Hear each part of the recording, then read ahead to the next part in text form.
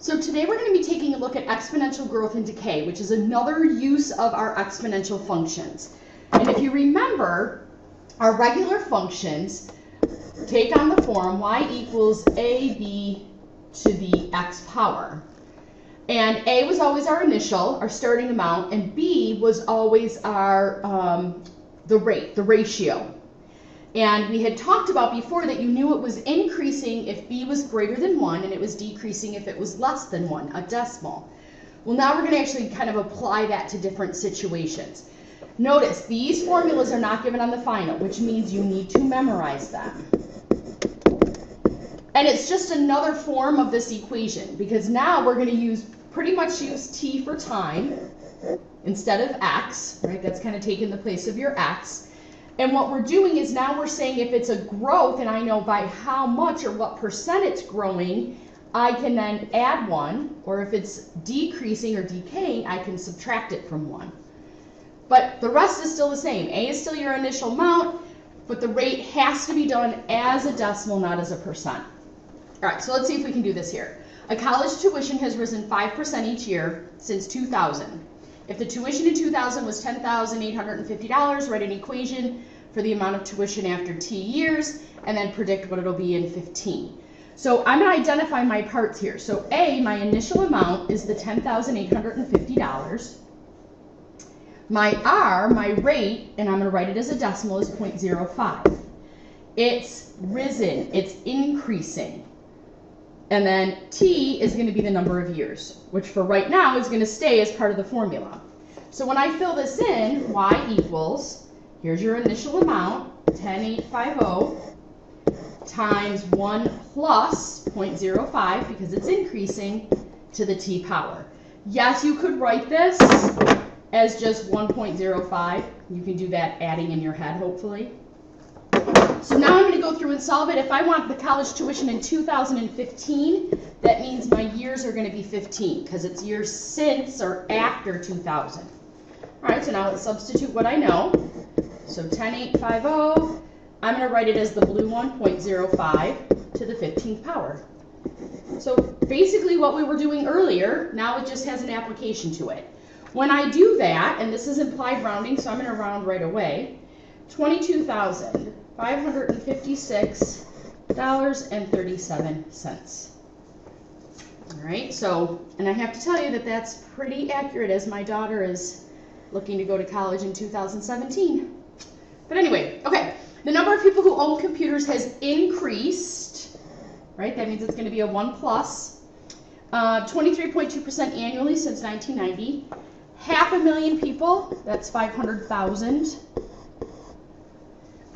People owned a computer in 1990. Predict how many people will own a computer in 2015. So again, my A, my initial amount, is 500,000.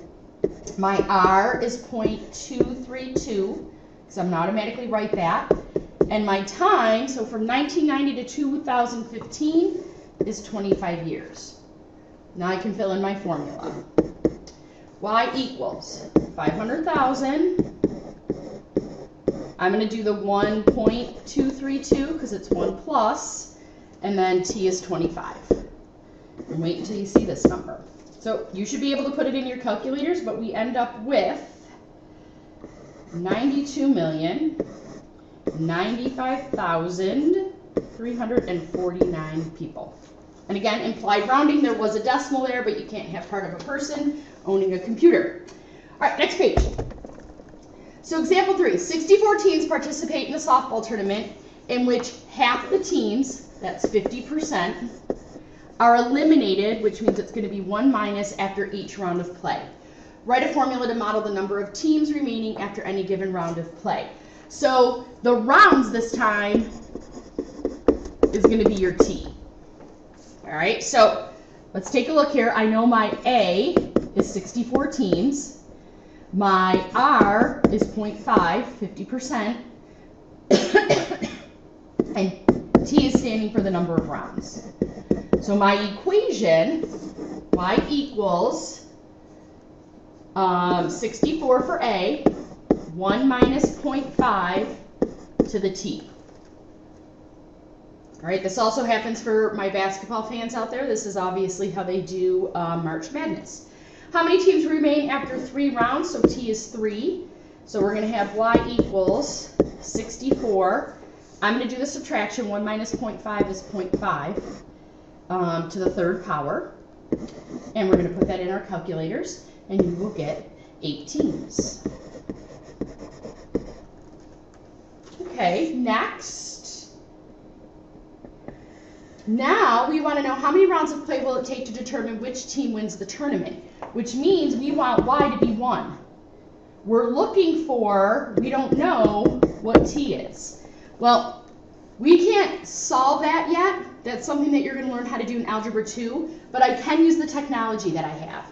So on your calculators, I'm going to have you enter Y equals 64 times 0.5, in this case to the X, even though it's to the T. And you're going to pull up your table of values. And when you do that, you're going to get, right, my table of values. Let me just scroll down a little bit here. Oh, okay. So we're going to have 0, 1. I'm going to move this over. Sorry, guys. I'm actually going to put it up here just so that I can write more. But if you pull up your table of values, so X, Y. Notice you're not going to be able to have negative X's. 0, 1, 2, 3, 4, 5, 6, 7, because it doesn't make sense to have that. And we have 64, 32, 16, 8, 4, 2, 1, and then 0.5. And you can't have 0.5 of a team either. So I want there to be 1 team left, right? This is teams. This is rounds. So 1 team left means that it's going to happen in 6 rounds. And like I said, in Algebra 2, you're going to learn how to actually do that using something called a log, which has now become one of my favorite things. But you got a couple years. Anyway, any questions bring with you?